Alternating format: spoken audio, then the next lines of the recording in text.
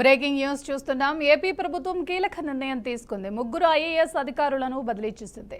ఈ మేరకు ప్రభుత్వ ప్రధాన కార్యదర్శి ఉత్తర్వులు జారీ చేశారు. రతన్ టాటా ఇన్నోవేషన్ హబ్ సీఈఓగా ధాత్రి రెడ్డి నియమితులయ్యారు. ఫైబర్ నెట్ ఎండీగా గీతాంజలి శర్మకు బాధ్యతలు అప్పగించింది. రాష్ట్ర డ్రోన్ కార్పొరేషన్ ఎండీగా సౌర్యమాన్ పటేల్ ను ప్రభుత్వం బదిలీ చేసింది. రాష్ట్ర ప్రజలకు సమర్థవంతమైన సేవలు అందించేందుకు ఎప్పటికప్పుడు ప్రభుత్వం పలువురు ఉన్నతాధికారులను బదిలీ చేస్తుంది. రీసెంట్ గా పలు జిల్లాలకు కొత్త ఐఏఎస్లను నియమించింది. తాజాగా ముగ్గురు ఐఏఎస్లను బదిలీ చేస్తూ నిర్ణయం తీసుకుంది.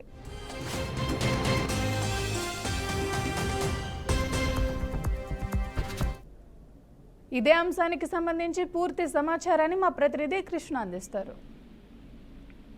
Thank you Shriya. ఏదైతే కూటమి ప్రభుత్వం అధికారంలోకి వచ్చిన తర్వాత ఏదైతే రాష్ట్ర అభివృద్ధి పాటుపడే దిశగా అయితే ముందుకు వెళ్తుందని అనుకోవచ్చు. అయితే ఈ నేపథ్యంలో చూస్తే మరో ఏదైతే ఏపీ ప్రభుత్వం అయితే కీలక నిర్ణయాలు అయితే తీసుకున్న విషయం అయితే తెలిసింది. అయితే గతంలో మనం చూసాం, గత కొద్ది రోజుల కిందటైతే ఏదైతే ఐఏఎస్లు కావచ్చు, ఐపీఎస్ బదిలీ కావచ్చు, అయితే పూర్తి స్థాయిలో ఏదైతే ప్రజలకు దగ్గర చేరువయ్యే విధంగా అయితే ఈ యొక్క బదిలీలు చేయడం అనేది జరిగిందని అనుకోవచ్చు. ఈ నేపథ్యంలో చూస్తే ఈ రోజు చూస్తే ముగ్గురు ఐఏఎస్ అధికారులకు అయితే కీలక బాధ్యతలు ఇవ్వడం అయితే జరిగింది. అయితే రతన్ టాటా ఇండోనేషియన్ సీఈఓగా ధాత్రి రెడ్డిని, అదేవిధంగా AP fibre net digital corporation ఎండీగా గీతాంజలి శర్మను, అదేవిధంగా ఏపీ డ్రోన్ కార్పొరేషన్ ఎండీగా సౌర్యమాన్ పటేల్ ను కూడా నియమించడం అయితే జరిగిందని అనుకోవచ్చు. అయితే రాష్ట్ర ప్రభుత్వం తీసుకున్న నిర్ణయం ఏదైతే ఉందో పూర్తి స్థాయిలో ప్రజలకు చేరువయ్యే విధంగా, అదేవిధంగా ప్రజా సంక్షేమం కోసం అయితే ఈ యొక్క బదిలీల కార్యక్రమం కూడా చేసినట్టు అనుకోవచ్చు. అయితే మొత్తానికి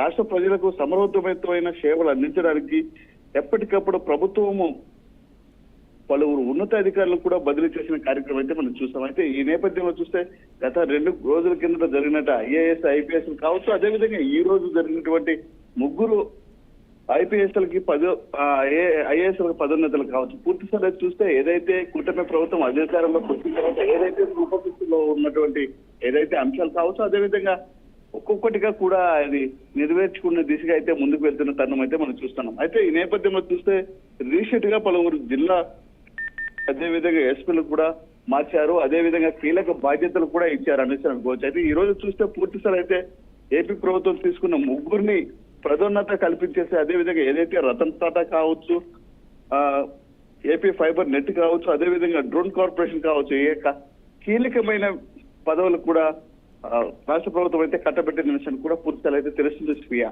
థ్యాంక్ యూ కృష్ణ.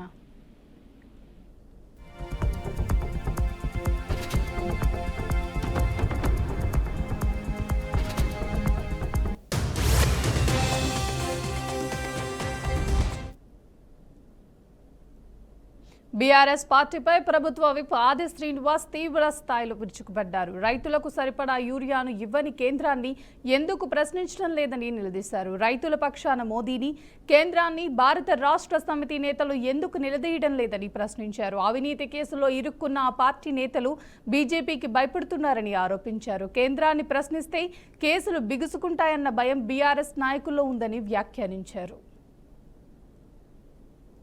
ఓటు హక్కుని కాపాడడం కోసం ఒక పోరాటం. మీ 9.5-10 సంవత్సరాల పరిపాలనలో పేదలకు 10 రేషన్ కార్డు ఇవ్వలేని పరిస్థితి మీదైతే, ఇప్పుడు రేషన్ కార్డులు అందేశం 2014 తర్వాత కోడలుగా వచ్చినటువంటి తల్లికి, ఆ తర్వాత మనవరాలు వస్తే వాళ్ళకు సన్న బియ్యాన్ని అందించేటువంటి కార్యక్రమం చేసే సందర్భం. మీరు డబుల్ బెడ్రూమ్ పేరిట ఈరోజు ఇందిరమ్మ ఇల్లు ఇచ్చే కార్యక్రమం మొదలుపెట్టిన సందర్భం. ఆడతల్లు ఆర్టీసీ బస్సు ఉచిత ప్రయాణం చేస్తూ ముందుకు పోయే క్రమం. ఇలా ఈ విధంగా అనేక కార్యక్రమాలు అమలు చేస్తూ ముందుకు పోతున్న తెలంగాణ ఎక్కడ కూడా నేను అనుకుంటా బీఆర్ఎస్ ఇక ఉండబోదు అనేటువంటి దానికి, మీ అంటున్నటువంటి దానికి సాక్షాత్ ఇంట్లో జరిగినటువంటి గొడవలు, ఆ చెల్లి కవితకు సమాధానం చెప్పలేక ఈరోజు బయటకు వచ్చి ఇంత చక్కటి పరిపాలన అందిస్తున్న రేవంత్ రెడ్డి గారి సర్కారును నిందించే కార్యక్రమం సబబు కాదన్నమాట సందర్భంగా మేము తెలియజేస్తూ, యూరియా పైన కూడా విషం చిమ్ముతూ మాట్లాడుతున్నటువంటి కేటీఆర్ మాటలు తెలియదా మీకు? ఈరోజు యూరియా కొరత భారతీయ జనతా పార్టీ కేంద్ర ప్రభుత్వం వల్ల వస్తుందని చెప్పండి. 10 ఏళ్ళు మీరు రాజ్యంలో ఉన్నారే, ఆనాడు యూరియాని రాష్ట్రం నుంచి తయారు చేసుకున్నారని అడుగుతా ఉన్నా. ఎందుకు బీజేపీ పైన మీరు నోరు మెదుపుతలేని చెప్పి అడుగుతా ఉన్నాం. ఎందుకు నరేంద్ర మోడీ గారిని మా తెలంగాణ రాష్ట్ర రైతులకు ఇచ్చే మేము అడిగినాం 11 లక్షల పైచీలకు ఈ తెలంగాణ రాష్ట్రంలో ఖరీఫ్కి ఎరువులు కావాలని.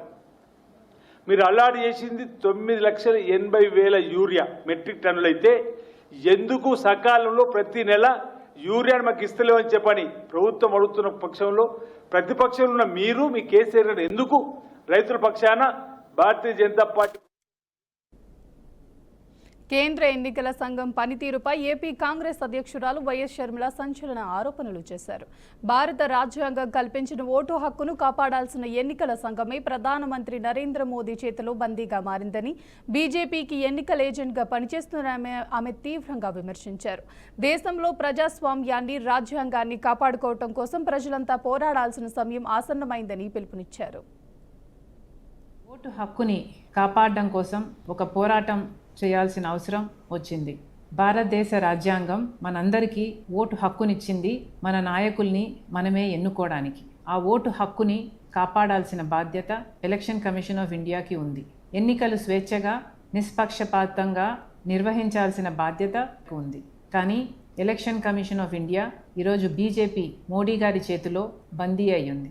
ఎలాగైతే అన్ని వ్యవస్థలు ఇప్పటికే ఈడీ అయినా, సిబిఐ అయినా, ఇన్కమ్ ట్యాక్స్ అయినా, ఆర్బీఐ అయినా, స్టాక్ ఎక్స్చేంజ్ అయినా, ఎలాగైతే అన్ని వ్యవస్థలు మోడీ గారి గుప్పెట్లో బీజేపీ కోసం పనిచేస్తున్నాయో, ఎలక్షన్ కమిషన్ ఆఫ్ ఇండియా కూడా ఈరోజు బీజేపీ కోసమే పనిచేస్తుంది. ఈ విషయాన్ని రాహుల్ గాంధీ గారు దేశం ముందు బయటపెట్టడం జరిగింది. ఇది పచ్చి నిజం, ఇది మన భారతదేశ ప్రజాస్వామ్య యథార్థత అని రాహుల్ గాంధీ గారు దేశం ముందు ఈసీఐ బండారం బయటపెట్టారు. ఒక శాంపుల్ తీసుకున్నారు కర్ణాటకలోని మహదేవ్పూర్.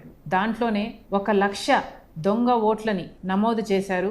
1,00,000 ఓట్లకి దొంగ పేర్లున్నాయి, దొంగ ఫోటోలున్నాయి, దొంగ అడ్రస్లున్నాయి. ఇలా ఓటు చోరీ చేయడమే కాక మహారాష్ట్రలో 5-6 గంటలకు మధ్యలో 60 లక్షల ఓట్లకు పైగా కొత్త ఓట్లు వేయటం జరిగింది. ఈ ఓట్లను ఎవరు వేశారు? సీసీటీవీ ఫుటేజ్ ఎక్కడుంది అంటే ఏ ఆధారాలు లేవు. అలాగే గత 5 సంవత్సరాలుగా ఎన్ని ఓట్లయితే నమోదయ్యాయో ఎలక్షన్లకు ముందు 5 నెలల్లోనే 1 కోటి ఓట్లకు పైగా అంతకంటే ఎక్కువ నమోదయ్యాయి. ఓటు హక్కుని కాపాడడం కోసం ఒక పోరాటం చేయాల్సిన అవసరం వచ్చింది. వక్ఫ్ చట్టం 2025పై విచారణ సందర్భంగా సుప్రీంకోర్టు ఈ రోజు కీలక తీర్పు వెలువరించింది. ఈ చట్టంలోని ముఖ్యమైన ప్రొవిజన్ను నిలిపివేసింది. అయితే మొత్తంగా చట్టంపై స్టే విధించాలంటూ పిటిషన్దారులు చేసిన అభ్యర్థనను కోర్టు తోసిపుచ్చింది. వక్ఫ్ చట్టాన్ని చేసిన సవరణలో భాగంగా కనీసం 5 ఏళ్లు ఇస్లాంను అనుసరించిన వ్యక్తి మాత్రమే ఆస్తిని వక్ఫ్ చేయడానికి అవకాశం ఉంటుంది అని ప్రొవిజన్ను కేంద్రం ఈ చట్టంతో చేర్చింది. ఈ ప్రొవిజన్పై సుప్రీంకోర్టు తాజాగా స్పందిస్తూ ఒక వ్యక్తి ఇస్లాంను అనుసరిస్తున్నట్లు నిర్ణయించేలా నిబంధనలు తయారు చేసే వరకు దీనిని నిలిపివేస్తున్నట్లు పేర్కొంది.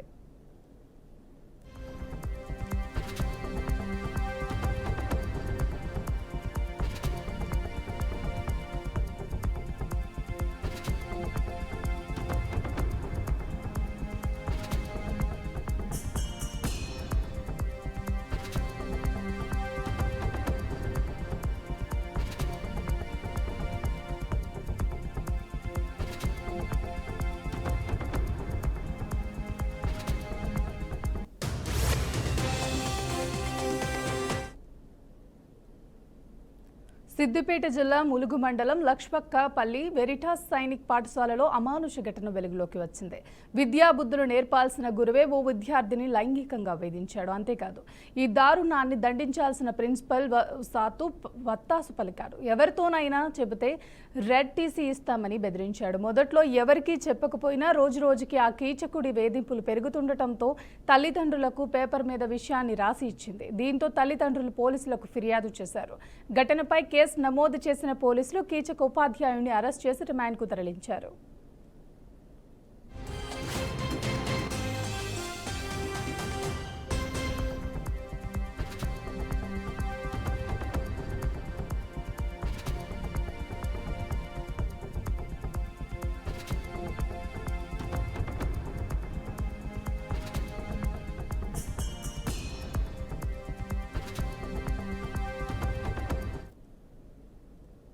తాము చదువుకున్న పాఠశాల అభివృద్ధికి పూర్వ విద్యార్థులు ముందుకు రావటం హర్షించదగ్గ విషయమని ఎంపీ బస్తిపాటి నాగరాజు అన్నారు. కర్నూలు నగరంలోని రాక్ఫుడ్ మెమోరియల్ పాఠశాలలో 1976-1986 బ్యాచ్ విద్యార్థుల ఆత్మీయ సమ్మేళనంలో ఆయన పాల్గొన్నారు. గతంలో రాక్వుడ్ పాఠశాలలో చదువుకోవటానికి సీట్ దొరకటం కూడా కష్టంగా ఉండేదని, అలాంటి స్కూల్ నేడు అంతరించిపోవటం విషాదకరమన్నారు. ఈ పాఠశాలలో చదువుకున్న విద్యార్థులు ఎంతో మంది ఉన్నత స్థాయిలో స్థిరపడ్డారన్నారు. ముఖ్యంగా ఇక్కడ నేను చెప్పేది ఏమంటే, ఈ వీళ్ళంతా ఎంత ఉన్నత స్థాయిలో ఉన్నాడో వాళ్ళ సమయపాలనను ఎంతో బిజీ షెడ్యూల్ కాదనుకుని వాళ్ళంతా కలిసిమెలిసి మేము ఈ స్కూల్కి ఏదైనా చేయాలా, ఈ రాక్వుడ్ స్కూల్ అంతరించిపోతా ఉంది కర్నూలులో, దీని రూపురేఖలు ఈ ఇప్పుడున్నటువంటి కాలానికి తగినట్టు మేము మార్చాలనే సంకల్పంతో వాళ్ళంతా ముందుకు వచ్చినందుకు ముందుగా వాళ్ళకి మరొకసారి తెలియజేస్తా ఉన్నాను.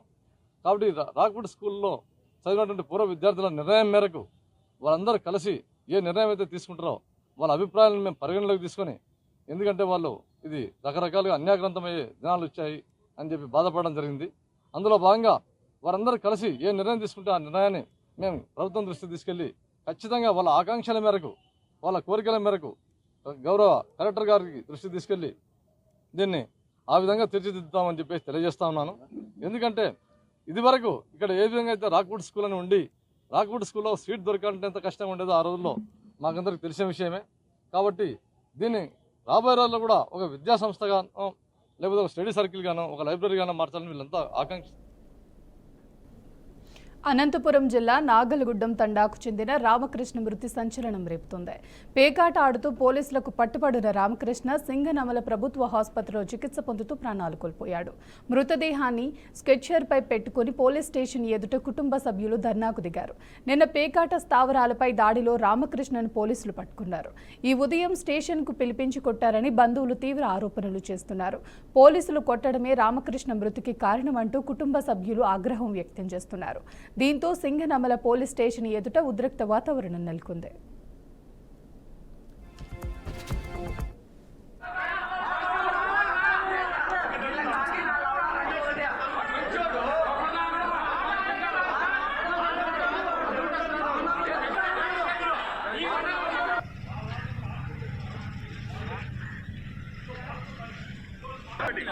రెండోది న్యాయం చేయాలనే తీరులో నేను అడిగింది 100% కరెక్ట్. దానికి సంపూర్ణమైనటువంటి ధ్యేయంతో మనం ముందుకెళ్తే పార్టీకి సంబంధం కాదు.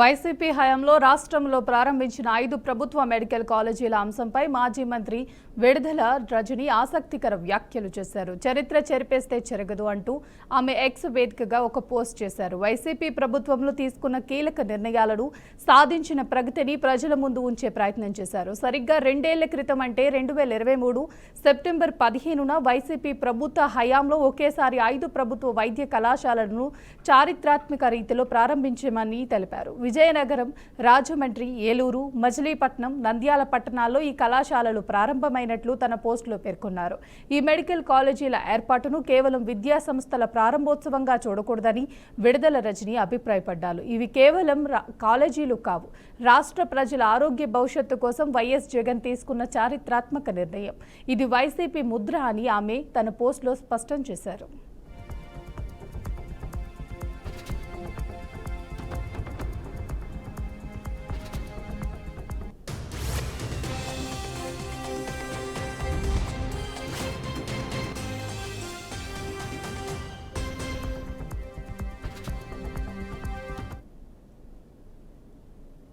మంచిర్యాల జిల్లా కేంద్రంలోని రైల్వే స్టేషన్లో కేంద్ర మంత్రి బండి సంజయ్, రాష్ట్ర మంత్రి వివేక్, ఎంపీ వంశీకృష్ణ, ఎమ్మెల్సీ అంజిరెడ్డి వందే భారత్ రైలు ప్రారంభించారు. భారతీయ రైల్వే చరిత్రలో వందే భారత్ ప్రత్యేక స్థానం సంపాదించిందని కేంద్ర మంత్రి బండి సంజయ్ అన్నారు. నేడు మన ప్రాంత ప్రజలకు వందే భారత్ రైలు అందుబాటులోకి రావటం, నా చేతుల మీదుగా జెండా ఊపి ప్రారంభించడం చాలా సంతోషంగాని చెప్పారు. తెలంగాణ అభివృద్ధి కోసం కేంద్రం ప్రత్యేక దృష్టి సారిస్తుందన్నారు. అమృత్ భారత్ పథకం కింద రాష్ట్రంలోని 40 రైల్వే స్టేషన్లను దాదాపు 2,751 కోట్లు ఖర్చు చేసి అభివృద్ధి చేస్తున్నామని బండి సంజయ్ స్పష్టం చేశారు. భారతీయ రైల్వే శాఖలో వందే భారత్ అనేది ఒక చరిత్ర సృష్టించేది. దేశవ్యాప్తంగా ఇంత demand railway Vande Bharat demand అంటే దేశవ్యాప్తంగా 150 వందే భారత్ ట్రైన్లను 2019 సంవత్సరంలో నరేంద్ర మోడీ గారి యొక్క సంస్థలతో మనం ప్రారంభించడం జరిగింది. వాళ్ళ 116 బోగీలు ఉంటుంది. అది ఒక్క వందే భారత్ ట్రైన్ను తయారు చేయాలంటే 130 కోట్ల అవసరం ఉంటుంది. తెలంగాణ రాష్ట్రంలో 5 వందే భారత్ ట్రైన్స్ నడుపుతున్నాం మనం. 5 అతి త్వరలోనే హైదరాబాద్ నుంచి పూణే, హైదరాబాద్ నుంచి నాందేడ్ ఇంకా 2 వందే భారత్ను కూడా మనం ప్రారంభించబోతున్నాం. ఇది తెలంగాణ రాష్ట్ర ప్రజలకు ఒక శుభవార్త. కాబట్టి తెలంగాణ రాష్ట్రానికి సంబంధించి రైల్వే సంబంధించి కానీ జాతీయ రహదారులు కానీ అన్నిటికీ సంబంధించి కూడా కేంద్ర ప్రభుత్వము సరైన దిశలో ఒక ప్లాన్ ప్రకారం నిధులు కేటాయిస్తున్న విషయం వాస్తవం. ఎందుకంటే 2014లో తెలంగాణ రాష్ట్రానికి రైల్వే డిపార్ట్మెంట్ సంబంధించి కేటాయించిన బడ్జెట్ ఏంటంటే కేవలం 258 కోట్లు మాత్రమే. ఈ ఆర్థిక సంవత్సరం నరేంద్ర మోడీ గారి ప్రభుత్వం రైల్వే శాఖకు కేటాయించిన తెలంగాణ రాష్ట్రానికి కేటాయించిన బడ్జెట్ ఏంటంటే 5,300 కోట్లు. దాదాపు 20 రేట్లు అధికంగా మనం తెలంగాణ రాష్ట్రానికి రాష్ట్ర ప్రభుత్వం కూడా